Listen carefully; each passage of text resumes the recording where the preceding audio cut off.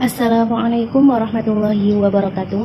Alhamdulillahirabbil alamin wa bihi nasta'in wa ala umuri dunya waddin wassalatu wassalamu ala asrofil anbiya'i wal mursalin wa ala alihi wa sahbihi ajma'in amma ba'du. Kepada yang terhormat Ibu Ina Izatul Muna selaku dosen pengampu mata kuliah ayat tafsir dakwah, teman-temanku yang saya cintai dan saya banggakan. Pertama-tama, marilah kita panjatkan puja dan puji syukur kehadirat Allah Subhanahu wa Ta'ala yang telah memberikan rahmat dan hidayahnya kepada kita semua sehingga kita dapat mengikuti mata kuliah ayat tafsir ini. Salawat serta salam tetap tercurahkan kepada beliau, Nabi besar Nabi Muhammad Sallallahu Alaihi Wasallam yang kita nantikan syafaatnya di yaumil qiyamah. Amin amin ya rabbal alamin. Perkenalkan, nama saya Rizky Lailatul Maghfirah dengan NIM 43020000007. Akan sedikit menjelaskan tentang ayat tafsir dakwah. Yang pertama ada Quran Surat Ali Imran ayat 104 yang berbunyi A'udzubillahi minasyaitonirrajim Bismillahirrahmanirrahim Wal takum minkum ummatun yad'una ilal khairi wa ya'muruna bil ma'ruf wa yanhauna 'anil munkar wa ulaika humul muflihun. Artinya, dan hendaklah di antara kamu ada segolongan orang yang menyuruh kepada kebajikan, menyuruh berbuat yang ma'ruf dan mencegah dari yang munkar, dan mereka itulah orang-orang yang beruntung. Dijelaskan dalam kitab tafsir Jalalain, hendaknya ada di antara kamu satu golongan yang menyeru kepada kebaikan, ajaran Islam, dan menyuruh kepada yang ma'ruf dan melarang dari yang munkar. Merekalah yakni orang-orang yang menyeru, yang menyuruh, dan yang melarang. Tadi orang-orang yang beruntung dan atau berbahagia. Min di sini untuk menunjukkan sebagian, karena apa yang diperintahkan itu merupakan fardu kifayah yang tidak mesti bagi seluruh umat dan tidak pula layak bagi setiap orang. Misalnya orang yang bodoh. Asbabun nuzul Quran Surat Ali Imran ayat 104 yang artinya pada zaman jahiliyah sebelum Islam ada dua suku, yaitu suku Aus dan suku Khazraj yang selalu bermusuhan turun-temurun selama 120 tahun. Permusuhan kedua suku tersebut berakhir setelah Nabi Muhammad SAW mendakwahkan Islam kepada mereka. Pada akhirnya suku Aus yakni kaum Ansor dan suku Khazraj hidup berdampingan secara damai dan penuh keakraban. Suatu ketika ada Syais ibnu Qais, seorang Yahudi, melihat suku Aus dengan suku Khazraj duduk bersama dengan santai dan penuh keakraban, padahal sebelumnya mereka bermusuhan. Qais tidak suka melihat keakraban dan kedamaian mereka. Lalu dia menyuruh seorang pemuda Yahudi untuk bersama suku Aus dan suku Khazraj untuk menyinggung perang Bu'as yang pernah terjadi antara Aus dan Khazraj. Lalu masing-masing suku terpancing dan mengagungkan sukunya masing-masing, saling mencaci dan mengangkat senjata. Dan untungnya Rasulullah SAW yang mendengar peristiwa tersebut segera datang dan menasihati mereka. Apakah kalian termakan fitnah jahiliyah itu? Bukankah Allah telah mengangkat derajat kamu semua dengan agama Islam dan menghilangkan dari kalian semua yang berkaitan dengan jahiliyah? Setelah mendengar nasihat Rasulullah, mereka sadar dan menangis dan saling berpelukan. Sungguh peristiwa itu seburuk-buruk sekaligus sebaik-baik peristiwa. Maka turunlah Quran Surat Ali Imran ayat 104. Yang kedua ada Quran Surat Ali Imran ayat 110. A'udzubillahi minasyaitonirrajim. Bismillahirrahmanirrahim. Kuntum khaira ummatin ukhrijat lin-nasi ta'muruna bil ma'ruf wa tanhauna 'anil munkar wa tu'minuna billah walau amana ahlul kitabi lakana khairan lahum minhumul mu'minuna wa aktsaruhumul fasiqun. Yang artinya, kamu umat Islam adalah umat yang terbaik yang dilahirkan untuk manusia, karena kamu menyuruh berbuat yang ma'ruf dan mencegah dari yang munkar dan beriman kepada Allah. Sekiranya ahli kitab beriman, tentulah itu lebih baik bagi mereka. Di antara mereka ada yang beriman, namun kebanyakan mereka adalah orang-orang yang fasik. Dijelaskan dalam kitab tafsir Jalalain adalah sebagai berikut. Adalah kamu, hai umat Muhammad, dalam ilmu Allah Subhanahu wa Ta'ala, sebaik-baik umat yang dikeluarkan, yang ditampilkan buat manusia, menyuruh kepada yang ma'ruf dan melarang dari yang munkar, serta beriman kepada Allah. Sekiranya ahli kitab beriman adalah ia, yakni keimanan itu lebih baik bagi mereka. Di antara mereka ada yang beriman, misalnya Abdullah bin Salam radhiyallahu anhu dan sahabat-sahabatnya. Tetapi kebanyakan mereka orang-orang yang fasik atau kafir.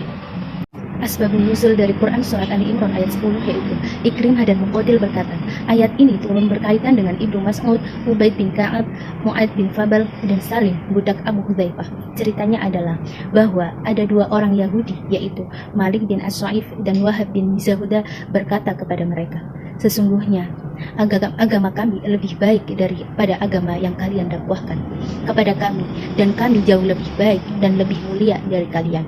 Lalu Allah Subhanahu wa Ta'ala menurunkan ayat ini. Selanjutnya ada Quran Surat At-Taubah ayat 122. A'udzu billahi minasyaitonir rajim. Bismillahirrahmanirrahim.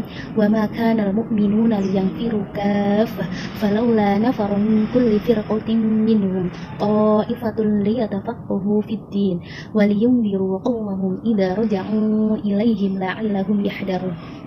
Yang artinya, dan tidak sepatutnya orang-orang mukmin itu semuanya pergi ke medan perang. Mengapa sebagian dari setiap golongan di antara mereka tidak pergi untuk memperdalam pengetahuan agama mereka dan untuk peringatan kepada kaumnya apabila mereka telah kembali, agar mereka dapat menjaga dirinya? Dijelaskan dalam kitab Tafsir Jalalain sebagai berikut. Tatkala kaum mukminin dicela oleh Allah Subhanahu wa Ta'ala bila tidak ikut ke medan perang, kemudian Nabi Muhammad SAW mengirimkan syariahnya. Akhirnya mereka berangkat ke medan perang semua tanpa ada seorang pun yang tertinggal. Maka turunlah firman-Nya berikut ini. Tidak sepatutnya bagi orang-orang mukmin itu pergi ke medan perang semuanya. Mengapa tidak pergi di tiap-tiap golongan suatu kabilah di antara mereka, beberapa orang, beberapa golongan saja. Kemudian sisanya tetap tinggal di tempat untuk memperdalam pengetahuan mereka, yakni tempat tinggal, tempat mengenai agama, dan untuk memberi peringatan kepada kaumnya apabila mereka telah kembali kepadanya dari medan perang, yaitu dengan mengajarkan kepada mereka hukum-hukum agama yang telah dipelajarinya, supaya mereka itu dapat menjaga dirinya dari siksaan Allah Subhanahu wa Ta'ala, yaitu dengan melaksanakan perintahnya dan menjauhi larangannya.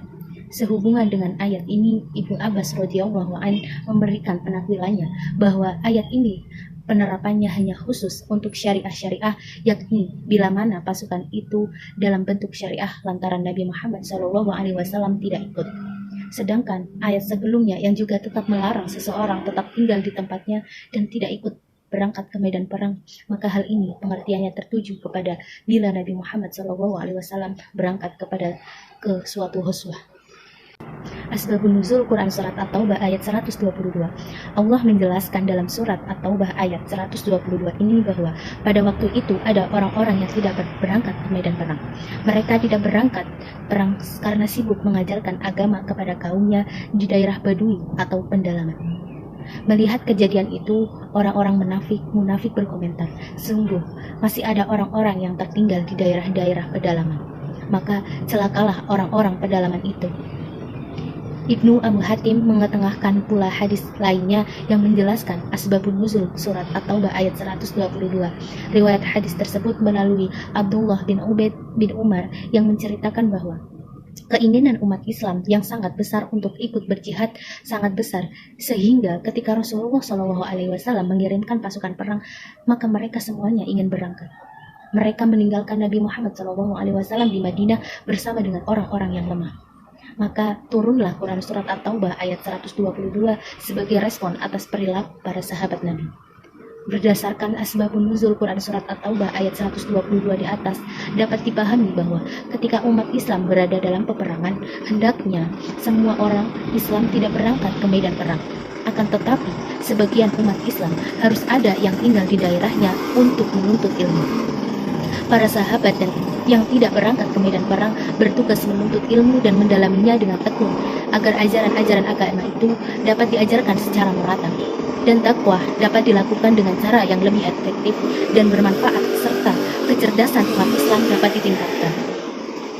Pendalaman ilmu agama merupakan cara berjuang dengan menggunakan hujah dan menyampaikan bukti-bukti. Islam menilai orang-orang yang menuntut ilmu sama halnya dengan orang-orang yang berjuang di medan perang. Perintah tentang dakwah. Dakwah berasal dari bentuk da'a yad'u, di mana berarti panggilan, seruan, atau ajakan. Ini berarti dakwah merupakan setiap kegiatan yang bersifat menyeru, mengajak, dan memanggil orang untuk beriman dan taat kepada Allah sesuai dengan akidah, syariat, dan akhlak Islam. Akan tetapi, dakwah ada ilmunya. Ilmu dakwah adalah suatu ilmu yang berisi cara-cara dan tuntunan-tuntunan bagaimana seharusnya menarik perhatian orang lain untuk menganut dan menyetujui dan atau melaksanakan suatu ideologi atau agama. Orang yang menyampaikan dakwah disebut da'i atau juru dakwah, sedangkan orang yang menjadi objek dakwah disebut mad'u. Ulama tafsir Quraisyhab mendefinisikan dakwah sebagai seruan atau ajakan kepada keinsafan atau usaha mengubah situasi menjadi lebih baik dan sempurna, baik terhadap pribadi maupun masyarakat. Menurutnya, dakwah harus dilakukan dengan rendah hati, bijaksana, dan penuh sopan santun. Pada Quran Surat Ali Imran ayat 104, dalam kajian tafsir dakwah, ayat ini dipahami antara lain. Yang pertama, sebagai landasan kewajiban dakwah apakah fardu ain atau fardu kifayah. Yang kedua, dasar pembentukan lembaga dakwah. Yang ketiga, janji keberuntungan bagi orang yang berdakwah. Abu Zahroh mengklaim bahwa ayat tersebut menunjukkan 3 hal. Yang pertama ada kewajiban berdakwah pada kebaikan. Yang kedua, perlu adanya suatu kelompok yang akan mengajak kepada ma'ruf dan melarang kepada yang mungkar. Yang ketiga ada, jika tidak berbuat ma'ruf dan nahi mungkar, maka kezoliman akan berkembang subur di tengah-tengah masyarakat. Ibnu Katsir menjelaskan tentang ayat ini bahwa Allah berbicara kepada utusannya yaitu Nabi Muhammad SAW dengan menyebut kedudukannya sebagai seorang rasul. Allah memerintahkan kepada Nabi untuk menyampaikan semua yang diperintahkan oleh Allah SWT, dan beliau menjalankan perintah tersebut dengan sempurna. Dalam pengertian, tabligh menyampaikan ajaran Islam kepada masyarakat atau mad'u diwajibkan oleh Allah SWT sebagai awal setiap proses dalam tahapan dakwah. Sebelum jamaah terbentuk, disyaratkan adanya tabligh, kemudian ditindaklanjuti dengan taklim, pengajaran, dan ta'dib pembinaan, agar dapat diwujudkan individu, keluarga, dan masyarakat. Dalam hal ini, tabligh lebih bersifat pengenalan dasar tentang Islam.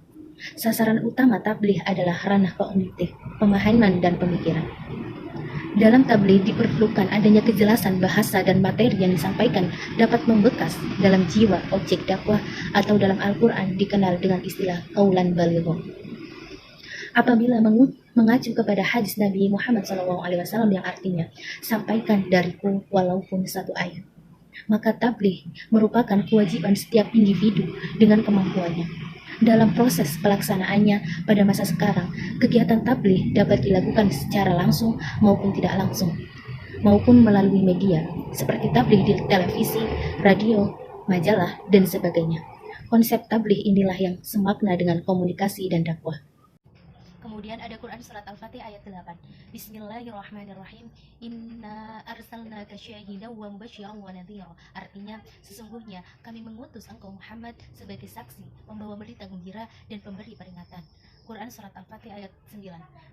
Bismillahirrahmanirrahim. Litu'minu billahi wa rasulihi wa tu'azziruhu wa tuwaqqiruhu wa tusabbihuhu bukratan wa asila. Artinya, agar kamu semua beriman kepada Allah dan Rasulnya, menguatkan agamanya, membesarkannya, dan bertasbih kepadanya pagi dan petang. Dalam kitab tafsir Jalalain disebutkan bahwa sesungguhnya kami mengutus kamu sebagai saksi atas umatmu pada hari kiamat nanti, dan pembawa kabar berita gembira kepada mereka di dunia, dan pemberi peringatan. Maksudnya memberi peringatan dan mempertakuti mereka selama di dunia akan siksa neraka kelak di akhirat bila mereka melakukan perbuatan yang berdosa, supaya kamu sekalian beriman kepada Allah dan Rasulnya. Lafal litu'minu dapat dibaca liyu'minu. Demikian pula pada 3 tempat lainnya pada ayat ini. Sesungguhnya menguatkan agamanya, maksudnya supaya kalian menolong agamanya. Dan menurut suatu qiraat lafal tu'azziruhu dibaca tu'azzizuhu, membesarkannya, artinya supaya kalian mengagungkannya. Dhamir pada kedua fi'il tersebut dapat merujuk kepada Allah atau Rasulnya, dan supaya kalian bertasbih kepadanya, yakni kepada Allah SWT di waktu pagi dan petang, pada setiap pagi dan sore. Selanjutnya Quran Surat Al-Baqarah ayat 21. Ya ayyuhan nasu ubudu rabbakumul ladzi khalaqakum wal ladzina min qablikum la'allakum tattaqun. Artinya, wahai manusia, sembahlah Tuhanmu yang telah menciptakan kamu dan orang-orang yang sebelum kamu, agar kamu bertakwa. Dijelaskan dalam kitab tafsir Jalalain, hai manusia, maksudnya warga Mekah, sembahlah olehmu dan bertauhid atau mengesahkan Tuhanmu yang telah menciptakanmu. Padahal sebelum itu kamu dalam keadaan tiada dan diciptakannya pula orang-orang yang sebelum kamu agar kamu bertakwa. Artinya, terpelihara dari siksa dan azabnya yakni dengan beribadah dan kepadanya. Pada asalnya, la ala mengungkapkan harapan, tetapi pada firman Allah berarti menyatakan kepastian. Asbabun nuzul dari Quran surat Al-Baqarah ayat 21, Imam At-Tabari dalam tafsirnya Jami'ul Bayan fi Ta'wil Quran mengatakan bahwa surat Al-Baqarah ayat 21 ditunjukkan kepada kelompok musyrik di kota Mekah, kelompok munafik di kota Madinah, dan semua kelompok sosial selain dua kelompok pertama. Allah memerintahkan mereka untuk tunduk, patuh, merendahkan diri, dan mengesahkannya.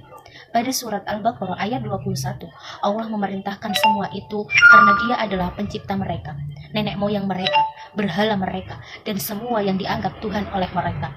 Allah seakan-akan mengatakan pada surat Al-Baqarah ayat 21, Tuhan yang menciptakan kamu, bapak kamu, kakek kamu, dan semua makhluk selain kamu adalah zat yang sanggup memberikan mudarat dan manfaat kepada kamu. Dia lebih layak ditaati daripada zat yang tidak kuasa memberikan mudarat dan manfaat kepada kamu. Selanjutnya ada tujuan dakwah. Dengan mengacu pada Al-Quran sebagai kitab dakwah, Syukri Samba sebagaimana dikutip Agus Ahmad Syafi'i merumuskan tujuan dakwah sebagai berikut. Yang pertama ada membebaskan manusia dari kegelapan menuju cahaya yang terang benderang. Yang kedua ada menegakkan sibuhat serupan Allah dalam kehidupan. Yang ketiga ada menegakkan fitrah insaniyah. Yang keempat ada mempromosikan tugas ibadah. Yang kelima mengestafetkan tugas kenabian dan kerasulan. Yang keenam menegakkan aktualisasi pemeliharaan agama, jiwa, generasi, akal, dan kualitas hidup. Yang ketujuh ada perjuangan memenangkan ilham takwa atas ilham hujah. Tujuan dari dakwah sendiri yaitu yang pertama tujuan dakwah dari segi objeknya, yang pertama tujuan perorangan, yaitu terbentuknya pribadi muslim yang mempunyai iman yang kuat, perilaku sesuai dengan hukum-hukum yang disyariatkan Allah Subhanahu wa taala, dan berakhlak. Selanjutnya Quran surat An-Nahl ayat 125. Bismillahirrahmanirrahim. Ud'u ila sabili rabbika bil hikmati wal mau'izatil hasanah wajadilhum billati hiya ahsan. Inna rabbaka huwa a'lamu biman dhalla an sabili wa huwa a'lamu bil muhtadin. Artinya, serulah manusia kepada jalan Tuhanmu dengan hikmah dan pengajaran yang baik, dan berdebatlah dengan mereka dengan cara yang baik. Sesungguhnya Tuhanmu, dialah yang lebih mengetahui siapa yang sesat dari jalannya, dan dialah yang lebih mengetahui siapa yang mendapat petunjuk. Dijelaskan dalam kitab tafsir Jalalain, serulah manusia, hai Muhammad, kepada jalan Rabbmu, yakni agamanya dengan hikmah, dengan Al-Quran dan pelajaran yang baik. Pelajaran yang baik atau nasihat yang lembut, dan bantahlah mereka dengan cara bantahan yang baik, seperti menyeru mereka untuk menyembah Allah dengan menampilkan kepada mereka tanda-tanda kebesarannya, atau dengan hujah-hujah yang jelas. Sesungguhnya Rabbmu dialah yang lebih mengetahui, maha mengetahui tentang siapa yang tersesat dari jalannya, dan dialah yang lebih mengetahui orang-orang yang mendapat petunjuk. Yang ketiga ada metode dakwah berdasarkan ayat di atas dalam melaksanakan atau melakukan seruan dan ajakan menuju jalan Allah Subhanahu wa taala Islam. Para pelaku dakwah dapat berpedoman pada ayat tersebut, yaitu dengan menggunakan al-hikmah, al-mau'izatul hasanah, mujadalah billati hiya ahsan. Jadi, metode artinya suatu cara yang bisa ditempuh. Dengan demikian, metode dakwah adalah suatu cara atau jalan termasuk strategi dalam pola yang ditempuh oleh seorang dai dalam melaksanakan dakwah. Metode dakwah yang berpijak pada dua aktivitas, yaitu aktivitas bahasa lisan atau tulisan bi ahsan al-qaul bil kitabah, dan aktivitas badan atau perbuatan bil ahsan al-amal, seperti dijelaskan di atas. Selanjutnya, dalam tataran lebih teknis, aktivitas lisan dalam menyampaikan pesan dakwah dapat berupa metode ceramah, muhadharah, diskusi, muzakarah, debat, mujadalah, dialog, muhawarah, petuah, nasihat, wasiat, ta'lim, peringatan, dan lain-lain. Aktivitas tulisan berupa penyampaian pesan dakwah melalui berbagai media massa, contohnya buku, majalah, koran, pamflet, dan lain-lainnya. Aktivitas badan dalam menyampaikan pesan dakwah dapat berupa berbagai aksi amal soleh, contohnya tolong-menolong, ta'awun, melalui materi pengobatan, dan lain sebagainya. Pemberdayaan sumber daya manusia, lingkungan, penataan organisasi atau lembaga-lembaga Islam. Menurut Jamaluddin Kafi, metode klasik yang masih tetap up to date adalah yang pertama, metode sembunyi-sembunyi pendekatan kepada sanak keluarga terdekat. Yang kedua, metode bil lisan, bil qalam dan bil hal. Yang ketiga, metode bil hikmah, mau'izatul hasanah dan mujadalah billati hi ahsan. Demikian yang dapat saya sampaikan, kurang lebihnya mohon maaf. Wallahul muwaffiq ila aqwamit thoriq. Wassalamualaikum warahmatullahi wabarakatuh.